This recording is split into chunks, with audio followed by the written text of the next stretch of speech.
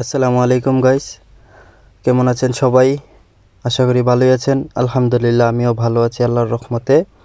তো আজকে আপনাদের কাছে একটা ভিডিও নিয়ে উপস্থিত হয়েছি। আমি যেই কাজ করি কাতারে, অত্যন্ত সুন্দর এবং মনোরম কাজ, তাই ভাবলাম আপনাদের সাথে আমার কাজের একটা ভিডিও শেয়ার করি। সো আমি আমার সামানপত্র নিয়ে রওনা হওয়ার পরে একটা দোকান থেকে যে টাইলসে পোটিং লাগাবো, পোটিংয়ের জন্য পোটিং বদলি করতে হবে। যে কালার নিয়েছিলাম সেটা এখন কাজে আসবে না, সো অন্য কালার নিতে হবে। তাই দোকানে চলে গেলাম, দোকান থেকে গিয়ে বদলি করে নিয়ে আসলাম। এখন আবার রওনা দেব কাজের উদ্দেশ্যে।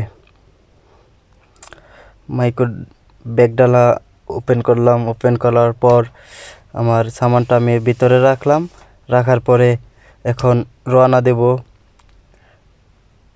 দেখতে থাকুন।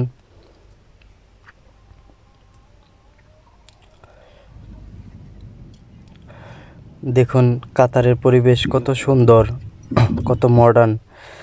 তো যেতে যেতে আপনাদের কাছে কাতারের কিছু তথ্য শেয়ার করি, আপনাদের হয়তো কাজে লাগবে। কাতার অত্যন্ত ধনী একটা দেশ। এই দেশে নাই টাকার অভাব, নাই পয়সার অভাব, নাই শান্তির অভাব। শুধু ফ্যামিলি পাশে থাকবে না, ফ্যামিলিকে দেখা যাবে না, শুধু এটাই কষ্ট। এছাড়া এখানে তেমন কোনো কষ্ট নেই। অনেক সুন্দর একটি দেশ। তবে সুন্দর হওয়ার কারণ হয়েছে, আমাদের বাংলাদেশের সাথে যদি কম্পেয়ার করি তাহলে দেখতে পাবেন যে এখানে কেউ একজন আরেকজনকে মাইরা বড়লোক হতে চায় না যে ও গরিব থাকুক, আমি বড়লোক হই। ওরা চায় আমাদের দেশ উন্নত হোক। ওরা দেশকে আগে ভালোবাসেন, দেশের মানুষকে ভালোবাসেন। ওরা চায় না যে আমি একা একা অন্য দেশে গিয়ে ধনী হব না। ওদের উদ্দেশ্য অন্য দেশ যেন ওদেরকে দেখে মনে করেন যে অনুপ্রাণিত হয়, যে আমরা ওদের মতো হতে চাই। তো কাতার সবসময় বেস্ট ডিজার্ভ করে, সেই জন্য তারা সেই অনুযায়ী কাজ করে। রাস্তাঘাট 4 লেন, 8 লেন, 12 লেন, এর কমে তো রাস্তা নেই। তারপর দেখবেন কি 2টা বাড়ি পরপরই রাস্তা, মানে 2টা বাড়ি দেওয়ার পরে 3 দিকে রাস্তা থাকে, 4 দিকে রাস্তা থাকে, 2 দিকে রাস্তা থাকে। তাও দেখেন মরুভূমির মধ্যে কত সুন্দর বাড়িঘর তৈরি করে রাখছে। অত্যন্ত সুন্দর একটি দেশ। যদিও একটু গরম, তাও এখানের পরিবেশ অনেক ভালো, অনেক উন্নত। মানুষগুলো তো আরও উন্নত। দেখুন প্রত্যেকটা বাড়ি বাংলাদেশের 5 কোটি টাকার কমে হবে বলে আমার মনে হয় না। যে বাড়ি তারা কীভাবে, তাদের তো কোনো উৎপাদন নাই, তারা নিজেরা কোনো উৎপাদন করে না। তারা সব কিছু বাইরে থেকে আমদানি করে আনে, তাও তাদের বাড়িঘর কীভাবে এত উন্নত হয় দেখুন। তাদের মূল কারণ হলো তারা 1 টাকা চুরি করে না, দেশের 1 টাকা চুরি করে না। যেগুলো তাদের পেট্রোল পাম্পের উপার্জন বা অন্যান্য দেশের থেকে ট্যাক্সের মাধ্যমে আয় করেন, যে দোকানপাট ভাড়া দিয়ে থাকেন, এইগুলা থেকে সেইগুলা দিয়েই তারা দেশকে এতটা উন্নত করে নিয়ে যাচ্ছে, এগিয়ে নিয়ে যাচ্ছে। দেখুন কত সুন্দর সুন্দর বাড়ি, দেখলে পরাণ জোড়াবে তাদের বাড়িঘর। আর গাড়ির কথা কি বলবো, এমন কোনো বাড়ি নাই যে 5টা 6টা গাড়ি নেই।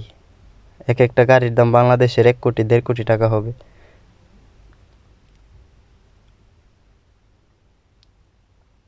তাদের এই রুচিসম্মত জীবন কেই না আশা করে, কিন্তু তাদের মতো স্বভাব চরিত্র হতে হবে আমাদের বাংলাদেশিদের। তারা যে নিয়ম শৃঙ্খলায় চলে সেই নিয়মে থাকতে হবে। তো বলতে বলতে আমি গন্তব্যস্থলের খুব কাছাকাছি এসে গেছি, আপনাদেরকে দেখাবো এখন আমার যে কাজ। হ্যাঁ, এসে গেলাম।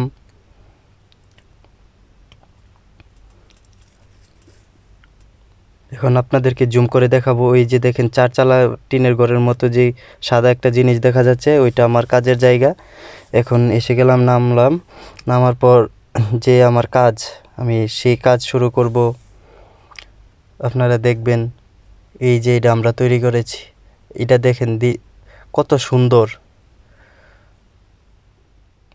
এখন আমি আমার কাজ করব,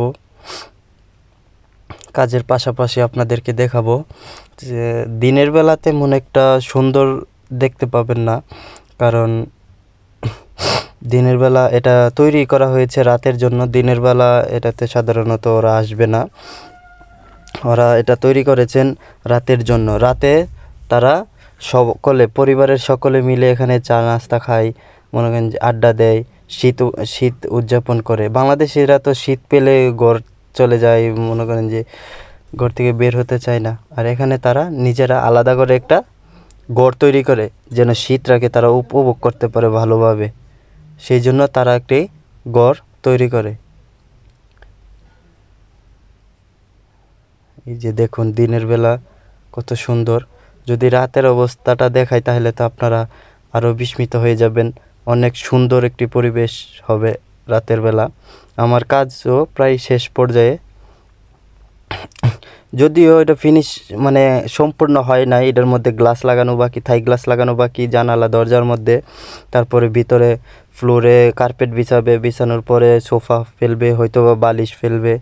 ওইটা ভিতরের ইন্টেরিয়র যেই ডিজাইনটা নিচের ফ্লোরের, এটা আরেকদিন ইনশাল্লাহ একটা ভিডিওতে দেখাবো। তো এখন দেখেন আপনারা রাতের পরিবেশটা।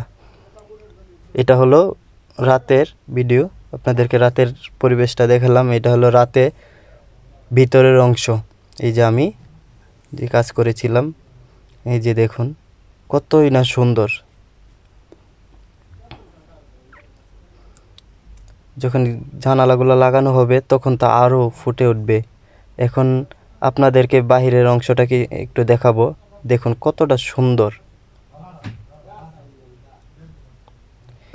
এত সুন্দর যে ঘর বানানো যায়, আমি সেটা কাতারে এসে দেখলাম। তো আজকের ভিডিও এখানেই শেষ করতেছি। যদি ভিডিওটি ভালো লাগে থাকে লাইক কমেন্ট শেয়ার করবেন। আমাকে আরও এরকম ভিডিও সামনে উপস্থাপন করার জন্য আমাকে উৎসাহিত করবেন। আপনাদের সকলকে ধন্যবাদ।